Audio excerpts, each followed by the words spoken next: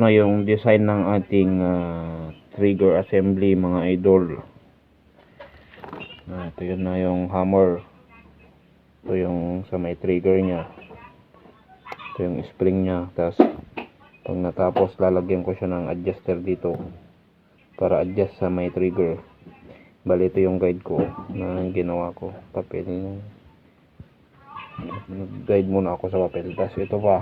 Next ito. Yung pag-convert ko ng spring nya dito.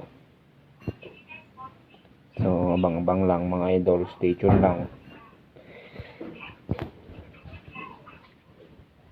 Simple lang yung trigger natin. Bali, 1 pack lang siya mga idol.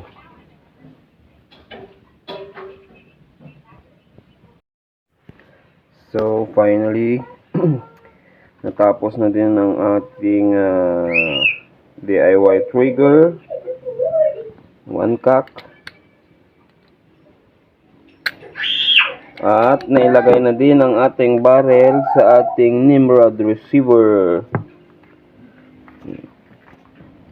Bali, dalawa yung lock niya dito, mga sir, mga idol. Bali, naglagay ako ng sleeve nito kasi maliit yung size. Nabitin siya, Mali yung binigay na order. Ito dapat nasa 24 to eh. Yan, lagpas sana yan. Kasi ito mas mataba sana. So, nag-sleeve ako dito. Ngayon, dalawa na lang yung nilagay kong sleeve niya. Kaya dalawa lang yung bolt niya. Bali, itong ginawa kong trigger ay may adjuster siya dito sa may trigger. Tapos may adjuster dito sa kanyang hammer. Bali, Allen wrench po siya, yan Allen wrench din yan sa may trigger niya. So, okay naman siya. Soft naman i-press.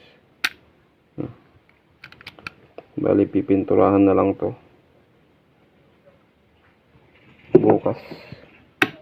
Tapos ito pala yung magiging bat niya mga idol, mga sir.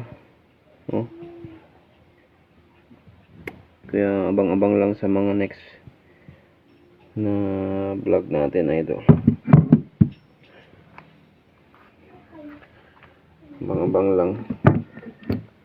Tapos ito, lalagyan ko pa ito ng finger pad. Itong sa may trigger nya, lalagyan ko to ng finger pad. Balikan yan siya mga idol. Testing natin to. Ito yun, nagmarka lang ako dito. So ayan, ayan siya kapag ayan. Tapos ito dito siya.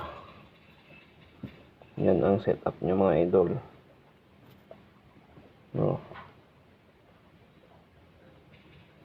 Yan lang. Kaya abang-abang lang sa mga next vlog pa natin mga sir, mga idol, mga counter. Hanggang matapos ang ating airgun.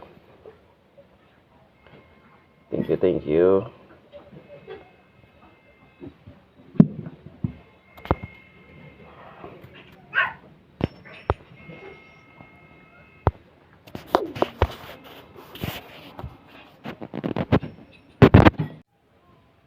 So, ito na po yung ginagawa kong finger pad para sa ating trigger assembly mga idol. Ito na yung ginagawa kong finger pad. Galing siya sa brake lever ng motor. Para siya dito mga idol. Sa may trigger nya. Nilalagay siya kapag. So,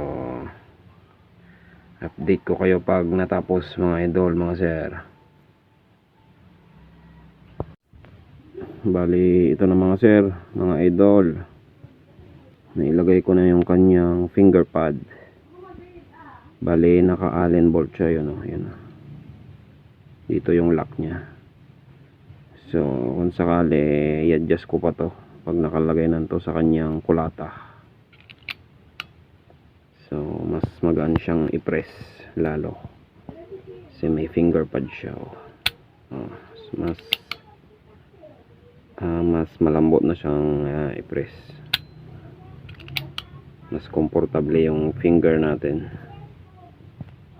sa pag-press sa kanyang trigger.